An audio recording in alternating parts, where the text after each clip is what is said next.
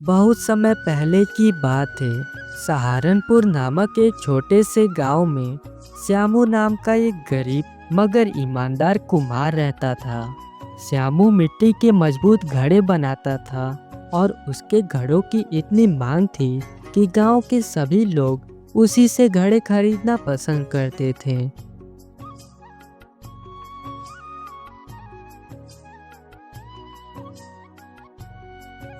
अरे श्यामू भाई, आज आपको बाजार में घड़े बेचने नहीं जाना क्या? रोज तो सुबह सुबह ही निकल जाते हो, आज जाने में इतनी देर कैसे हो गई? अरे नहीं भाई, जाना तो है ही। वो क्या है ना, आज घड़े बनाते बनाते पता ही नहीं चला कि कब दोपहर हो गई। अच्छा, तो फिर काम में इतना मस्त हो गए थे कि समय का ही होश नहीं रहा।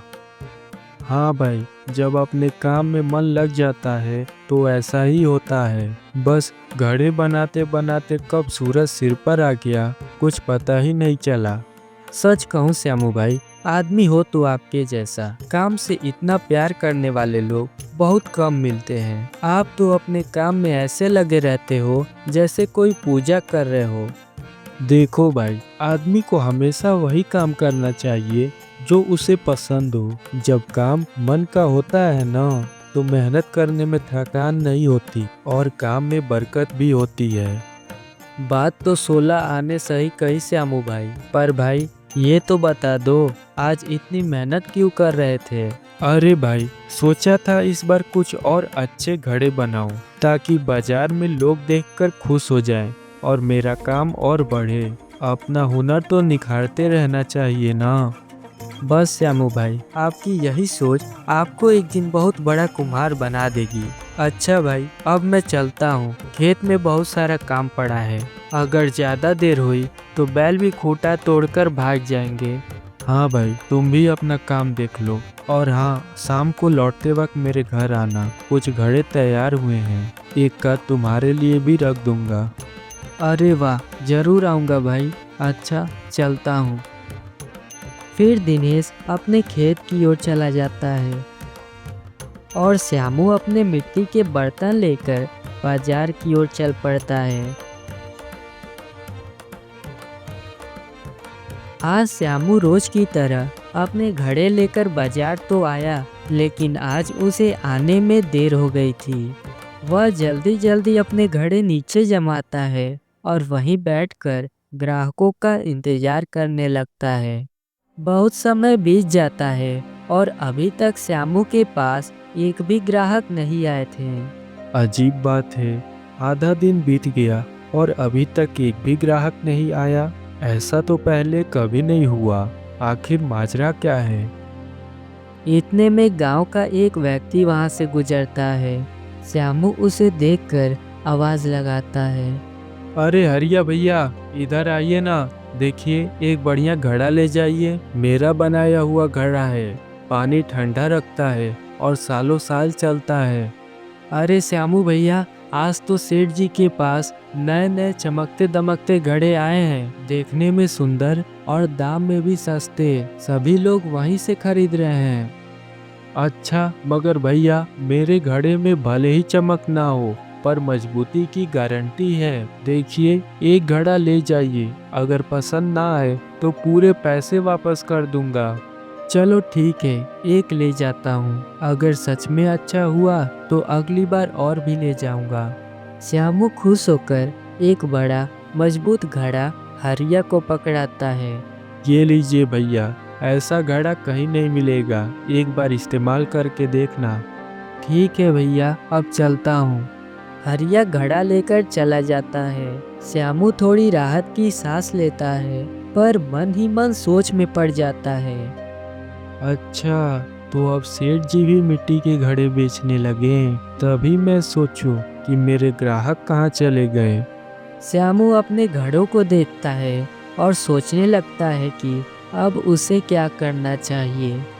उधर सेठ हरीराम अपने दुकान पर खड़ा था। उसके पास ग्राहकों की भीड़ लगी थी और वह बड़ी चालाकी से अपने घड़े बेचने में लगा था। आइए आइए, देखिए, सबसे सुंदर, सबसे बढ़िया घड़े यही मिलेंगे। अब वो पुराने रामू कुमार के घड़े भूल जाइए। मेरे ये चमचमाते घड़े ही सबसे अच्छे हैं, देखने में भी बढ़िया और दाम में भी सस्ते। भीड़ में कुछ लोग रुककर सोचने लगते हैं कि रामू के घड़े तो हमेशा ही सबसे बढ़िया होते थे, लेकिन सेठ की मीठी मीठी बातें सुनकर वे भी उसके दुकान पर चले जाते हैं। श्यामू के घड़े भले ही मजबूत थे, लेकिन सेठ की चिकनी चुपड़ी बातों और उसके चमकते घड़ों के आगे उसकी मेहनत फीकी पड़ने लगी थी। शाम का समय था, बाजार धीरे धीरे खाली हो रहा था। श्यामू अपने घड़ों को समेट ही रहा था कि तभी सेठ हरीराम वहां आ पहुंचा।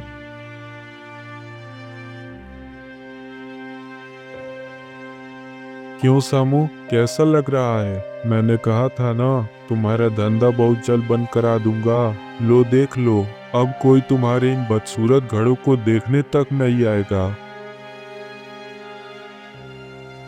अरे सेठ जी, आप तो उस छोटी सी बात को दिल पर ही ले बैठे हैं। बस एक बार हुक्म कर देते हैं, मैं एक की जगह 2 घड़े आपकी हवेली भिजवा देता। अच्छा, अब ये मीठी मीठी बातें करके समझदारी दिखा रहा है। उस दिन बड़ा घमंड दिखा रहा था ना, कह रहा था सेठ जी मैं इतने मेहनत से घड़े बनाता हूँ, अगर आप मुफ्त में ले जाएंगे तो मेरे घर का खर्चा कैसे चलेगा? अब देख लिया ना नतीजा। सेठ जी, मुझसे गलती हो गई। आप बड़े आदमी हैं, मेरी छोटी सी भूल को माफ कर दीजिए। मेरी ये सजा इतनी बड़ी न बनाइए कि मेरा परिवार भूखा मर जाए। माफी वाफी कुछ नहीं, अब तो तुम्हें सजा भुगतनी ही पड़ेगी। भूख से तड़पोगे तब समझ आएगा कि सेठ हरीराम से पंगा लेने का क्या अंजाम होता है। दरअसल कुछ दिन पहले सेठ हरीराम श्यामू के पास घड़े लेने आया था, लेकिन श्यामू ने उससे पैसे मांग लिए थे। बस इसी बात पर सेठ बुरी तरह नाराज हो गया था और तभी से उसने ठान लिया था कि अब वह श्यामू के धंधे को चौपट करके ही मानेगा। श्यामू को अब पछतावा हो रहा था। उसे लग रहा था कि काश वह उस दिन एक घड़े का नुकसान सह लेता तो आज इतनी मुसीबत न आती। लेकिन फिर भी उसके मन में कहीं न कहीं अपने मेहनत पर विश्वास बना हुआ था। उदास मन से श्यामू अपने घड़े उठाता है और भारी मन से घर की ओर चल पड़ता है।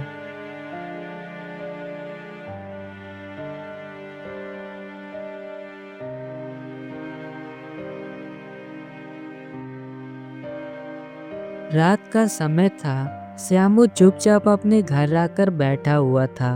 उसका चेहरा उतरा हुआ था और चिंता उसके माथे पर साफ झलक रही थी। तभी उसकी पत्नी मोहिनी वहां आती है। अजी, क्या बात है? आप इतने परेशान क्यों लग रहे हैं? श्यामू गहरी सांस लेता है और सिर झुकाकर पूरी बात मोहिनी को बता देता है। अरे बाप रे, तो ये बात है अजी। मुझे तो लगता है कि आपको उस दिन सेठ जी को घड़ा दे देना चाहिए था। आखिर वो इतने बड़े आदमी हैं। थोड़ा बहुत घाटा तो सहा जा सकता था ने। हाँ मोहिनी, अब सोचता हूँ तो लगता है कि शायद तुम सही कह रही हो, मगर मुझे क्या पता था कि सेठ जी उस छोटी सी बात का इतना बुरा मान जाएंगे। मैंने तो सिर्फ मेहनत की कद्र करने के लिए पैसे मांगे थे, मगर अब तो ऐसा लग रहा है मानो उन्होंने ठान लिया है कि मेरा धंधा पूरी तरह से चौपट करके ही मानेंगे। अच्छा जी, अब जो होना था वो तो हो गया।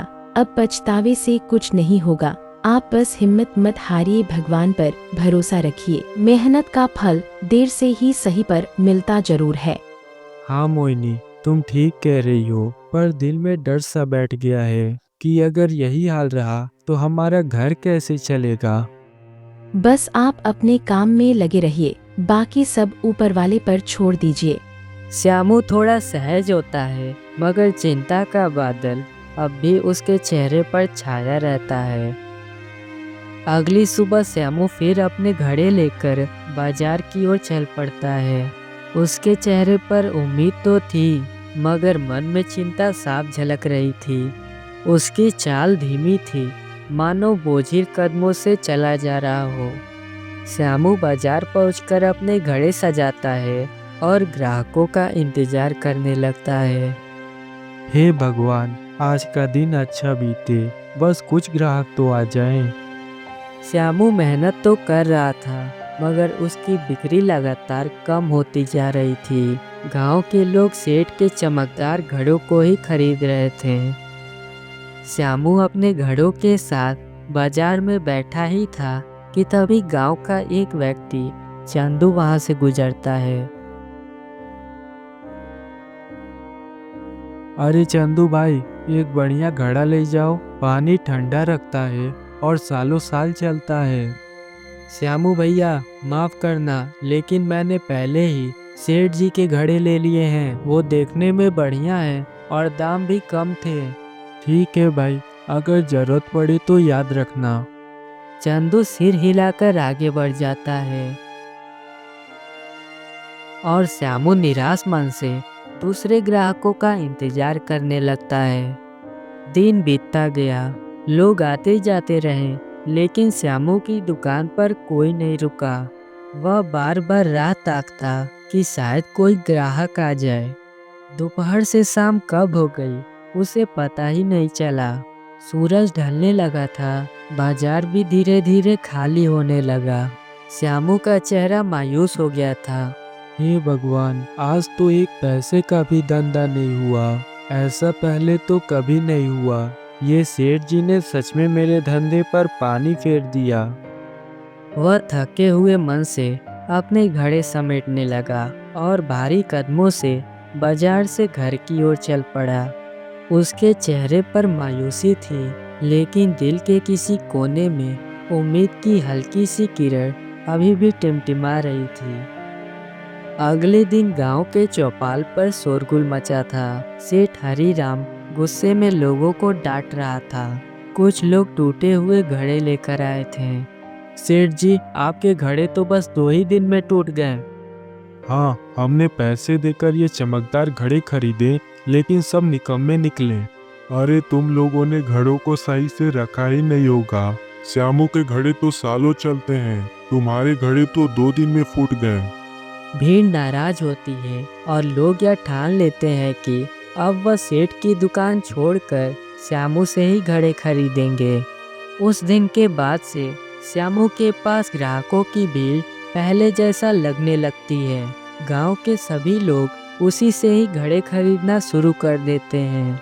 श्यामू की मेहनत और ईमानदारी ने रंग दिखाया। गांव वालों को उसकी मेहनत का महत्व समझ आ गया था।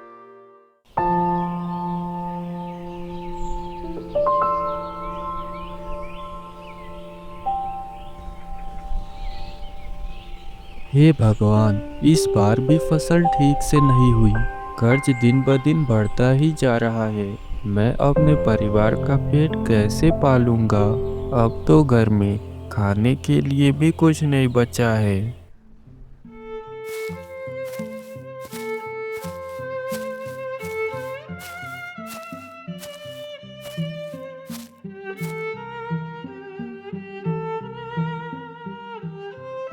अरे बंसी भाई, क्या बात है? आज आप बड़े परेशान लग रहे हो।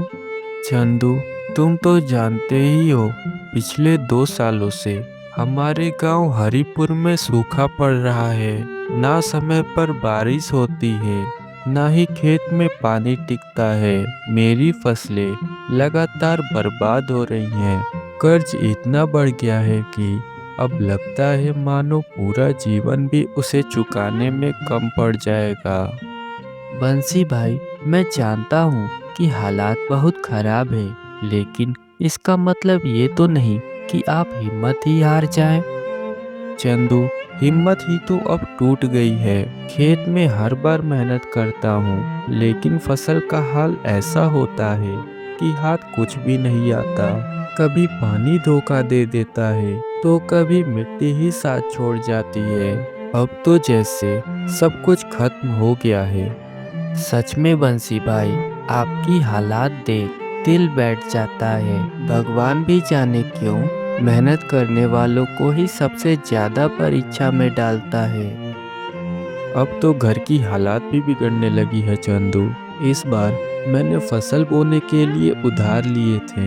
अब साहूकार हर दिन दरवाजे पर खड़ा होता है। समझ नहीं आ रहा कि अब क्या करूं। हाँ भाई, साहूकार तो बहुत सख्त आदमी है। वो तो किसी को मोहलत भी नहीं देता। यही तो मेरी चिंता है। अब तो लगता है मेरी जमीन भी साहूकार के हवाले हो जाएगी। अगर ऐसा हुआ तो बस सब खत्म हो जाएगा। बस बंसी भाई, आप घबराइए मत। भगवान पर भरोसा रखिए। हो सकता है कि हालात जल्दी बदल जाएं। अब तो बस उम्मीद ही बची है चंदू। चंदू से बातचीत के बाद बंसी उदास मन से अपने घर की ओर चल पड़ता है।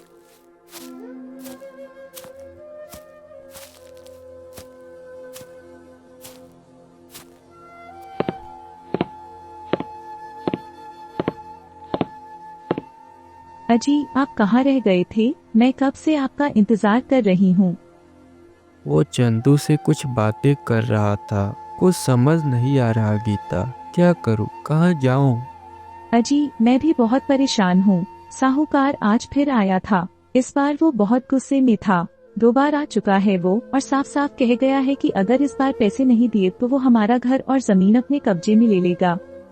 ये तो होना ही था। मैं क्या करूं गीता? खेतों में फसल तो बर्बाद हो गई। कोई कमाई का दूसरा जरिया भी नहीं है। जो बचा कुचा था वो भी पिछले कर्ज में चला गया। मगर हम बच्चों को लेकर कहाँ जाएंगे? हमारी तो सारी जमा पूंजी भी खत्म हो गई है। जानता हूँ गीता, लेकिन अब मैं करूँ तो करूँ क्या? दिन भर खेत में मेहनत करता हूँ, फिर भी कुछ हाथ नहीं आता। भगवान ही जाने ये दुख कब खत्म होगा। अजी, मैं जानती हूँ आप बहुत मेहनत कर रही हो, पर अब हमें कुछ करना होगा। साहूकार इस बार सच में बड़ा कदम उठा सकता है। हाँ गीता, अब वक्त भी नहीं बचा। अगर जल्दी कोई रास्ता न निकला तो हमारी सारी जमीन भी हाथ से निकल जाएगी।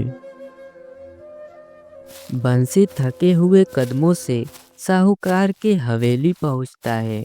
उसका चेहरा मुरझाया हुआ था और माथे पर चिंता की लकीरें साफ दिख रही थीं। साहूकार अपने आंगन में बैठा हुआ था। बंसी डरते डरते उसके पास जाता है। नमस्ते साहूकार जी।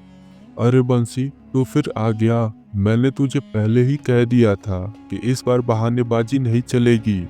साहूकार जी, मैं जानता हूँ कि आपने मुझे पहले भी बहुत समय दिया है, लेकिन इस बार मेरी फसल पूरी तरह से बर्बाद हो गई। बारिश न होने से खेत सूख गए और जो थोड़ा बहुत उगा था वो भी सूखा पड़ गया। मेरी हालात आपसे छिपी नहीं है। बस थोड़ा समय और दे दीजिए। मैं जैसे तैसे मेहनत करके आपका सारा कर्ज चुका दूंगा। अब यही तो तेरी चालाकी है। पहले कहता था फसल के बाद दूंगा, फिर कहता है बारिश के बाद दे दूंगा, और फिर वही बात। नहीं साहूकार जी, मेरी कोई चालाकी नहीं है। मैं सच कह रहा हूँ। बस कुछ समय और दे दीजिए। मेरा परिवार भूख से बिलख रहा है। घर में खाने तक के लिए कुछ नहीं है। मैं सच में बहुत मजबूर हूँ। बंसी, तेरी मजबूरी मेरी परेशानी नहीं है। मैंने तुझे उधार दिया था ताकि तेरा भला हो सके, लेकिन अब ये तेरी आदत बन गई है। मैं और मोहलत नहीं दे सकता। साहूकार जी, बस 2 महीने का समय और दे दीजिए। इस बार मैं सच में मेहनत करके कुछ ना कुछ इंतजाम कर लूंगा। बंसी, अगर तूने इस हफ्ते तक मेरा कर्ज नहीं चुकाया तो समझ ले कि तेरा घर और जमीन अब मेरी होगी। साहूकार जी, मैं आपसे हाथ जोड़कर विनती करता हूँ। अगर मेरी जमीन छिन गई तो मेरे पास कुछ भी नहीं बचेगा। मेरे परिवार के सिर पर छत तक नहीं रहेगी। देख बंसी, ये मेरी आखिरी चेतावनी है। इस हफ्ते के आखिरी तक मेरे पैसे लौटा देना, वरना तेरे जमीन और घर पर मैं कब्जा कर लूंगा। फिर कोई मिन्नत विनती काम नहीं आएगी। बंसी दुखी और उदास मन से वहां से लौट पड़ता है। उसकी आंखों में डर साफ झलक रहा था। घर लौटते हुए उसके मन में बस एक ही सवाल घूम रहा था कि अब मैं क्या करूं।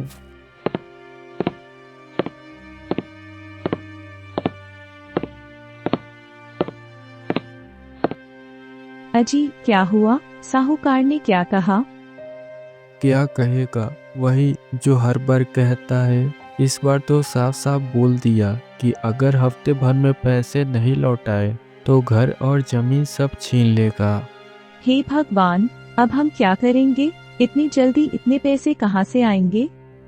मुझे भी कुछ समझ नहीं आ रहा। खेत तो पहले ही सूखे पड़े हैं, घर में जो थोड़ा बहुत बचा था वो भी उधार में चला गया। अब तो किसी से उधार लेने लायक भी हालत नहीं बची। पर हमारे पास तो अब कोई गहना जेवर भी नहीं बचा जिसे बेचकर पैसे जुटा सकें। हाँ गीता, यही सोच सोच कर मेरा सिर फटा जा रहा है। अगर घर और जमीन हाथ से गई तो हमारे पास रहने के लिए भी ठिकाना नहीं बचेगा। अजी सुना है कि भगवान भी उन्हीं की मदद करता है जो हिम्मत नहीं हारते। कुछ तो रास्ता होगा। रास्ता ही तो नजर नहीं आ रहा है। ऐसा लग रहा है मानो सारी दिशाएं बंद हो गई हैं। अजी आप हमेशा कहते थे कि मेहनत करने वालों का साथ भगवान कभी नहीं छोड़ते। हाँ गीता, मैं जानता हूँ, पर सच कहूँ तो अब मुझे अपने हाथ पैर भी कमजोर लगने लगे हैं। इतनी मेहनत करने के बाद भी जब बार बार हार मिलती है तो इंसान का हौसला भी टूट ही जाता है। अजी चाहे जो हो जाए, लेकिन हम हार नहीं मान सकते। इस मुश्किल परिस्थिति में हमें हिम्मत रखनी होगी। तुम ठीक कहती हो गीता, इस पर मैं आखिरी दम तक कोशिश करूँगा। चाहे जैसे भी हो, हमें इस मुसीबत से निकलना ही होगा। फिर वे दोनों बिना खाए इस आस में सो जाते हैं कि शायद कल कोई रास्ता निकल आए।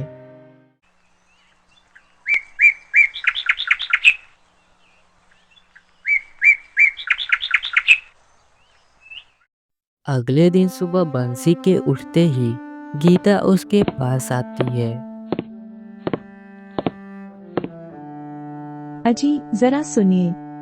हाँ गीता, कहो क्या बात है। मैंने सुना है कि पास के गांव में मेला लगा हुआ है। वहाँ लोग दूर दूर से सामान खरीदने आते हैं। सोच रही थी क्यों न आप वहाँ जाकर मेरे बनाए हुए मिट्टी के बर्तन बेचने का प्रयास करें। शायद हमारी मुसीबत का कोई हल निकल आए। गीता, बात तो तुम सही कह रही हो, पर क्या हमारे बर्तन कोई खरीदेगा भी? अजी जब हालात ऐसे हो तो छोटी से छोटी उम्मीद भी बड़ी लगने लगती है। वो मिट्टी के बर्तन मैंने बहुत मेहनत से बनाया है। अगर भगवान ने चाहा तो कोई न कोई खरीद ही लेगा। हाँ गीता, बात तो तुम्हारी सही है। जब खेत खलिहान सब धोखा दे गए हैं तो अब कुछ और करने में हर्ज भी क्या है। तो ठीक है, मैं अभी बर्तनों को टोकरी में रखकर तैयार कर देती हूँ। गीता जल्दी से अंदर जाकर मिट्टी के बर्तनों को एक टोकरी में भर लाती है। बंसी उसे लेकर एक नई उम्मीद के साथ मेला की ओर चल देता है।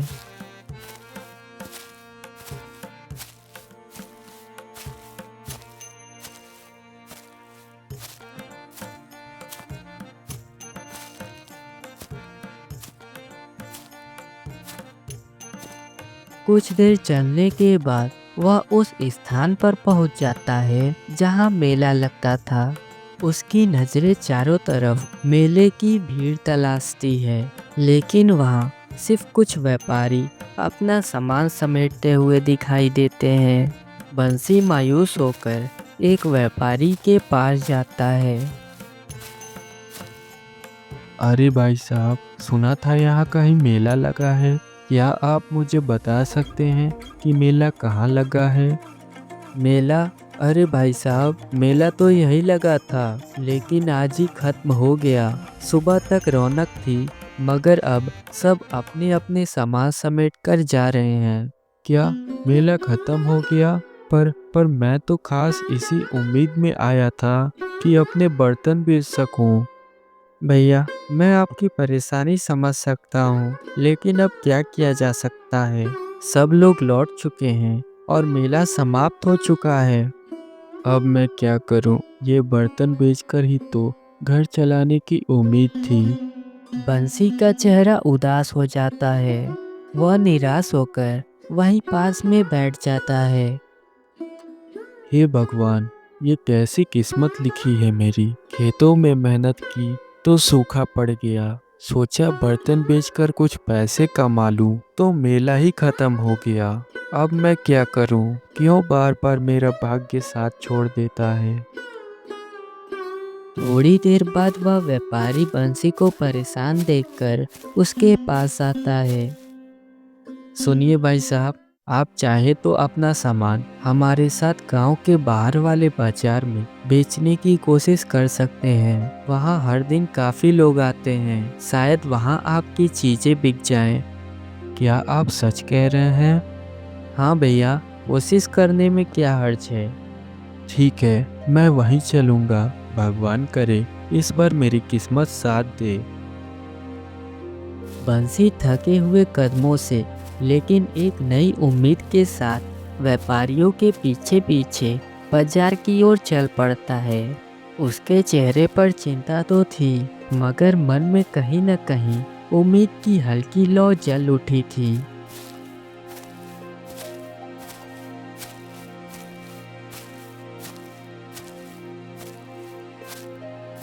कुछ ही देर में वह उन व्यापारियों के साथ बाजार पहुंच जाता है। बाजार में भीड़ को देखकर बंसी खुश हो जाता है। वाह, सच में यहाँ तो खूब भीड़ है। लगता है भगवान ने मेरी सुन ली। बंसी जल्दी से बाजार में एक कोना तलाशता है और वहां अपनी टोकरी रखकर खुद भी बैठ जाता है। आइए आइए, बढ़िया मिट्टी के बर्तन ले जाइए। सस्ते दाम में सुंदर और मजबूत बर्तन। धीरे धीरे बंसी के पास लोग आने लगते हैं। भाई, ये बर्तन तो बहुत मजबूत लग रहे हैं। कितने का दिया ये बड़ा हांडी? बस 25 रुपए में ले जाइए भैया। देखिए कितना सुंदर है। ठीक है, मुझे 2 दे दो। धीरे धीरे बंसी के पास ग्राहकों की भीड़ बढ़ने लगती है। हर कोई उसके सुंदर और मजबूत बर्तनों की तारीफ करता है। बंसी मन ही मन अपने पत्नी को याद कर उसके सुझाव के लिए धन्यवाद करता है। शाम होते होते बंसी के सारे बर्तन बिक जाते हैं। उसके चेहरे पर थकान तो थी, किंतु उससे अधिक खुशी और संतोष झलक रही थी। हे भगवान, तेरी कृपा से आज मेरी मेहनत रंग लाई। अब मैं अपने घर का कर्ज चुका पाऊंगा। बंसी खुशी खुशी बाजार से निकलकर अपने गांव की ओर चल देता है।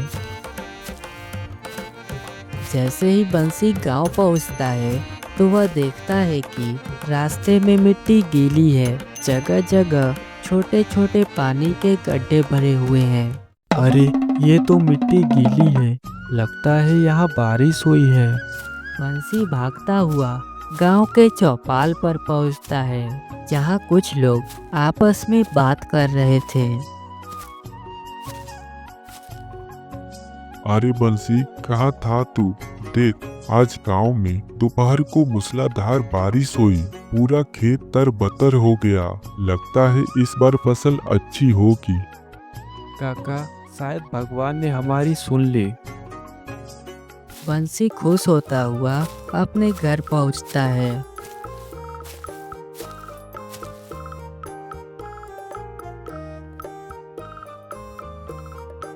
अजी, आप आ गए। देखिए, भगवान ने हमारी सुन ली और बारिश करवा दी। अब तो बहुत जल्द हमारी फसल तैयार हो जाएगी। हाँ गीता, भगवान ने सच में करिश्मा कर दिया। बारिश तो हुई ही है, साथ ही हमारे सारे मिट्टी के बर्तन भी बिक गए। क्या सच कह रही हैं आप? हमारे सारे बर्तन बिक गए? हाँ गीता, आज भगवान ने हमारे मेहनत का पूरा फल दे दिया। बाजार में खूब भीड़ थी और लोगों ने हमारे बर्तन को बहुत पसंद किया। शाम तक सब कुछ बिक गया। ये तो बहुत अच्छा हुआ। अब इन पैसों से हम साहूकार का कर्ज भी चुका देंगे और अपनी फसल बेचकर आराम से गुजारा भी कर लेंगे।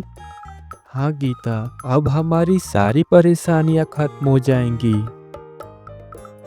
अगले दिन बंसी साहूकार के पास जाकर उसके सारे पैसे लौटा देता है। इस तरह बंसी और उसकी पत्नी ने अपने जीवन के उस कठिन समय को हिम्मत, मेहनत और भरोसे के बल पर जीत लिया।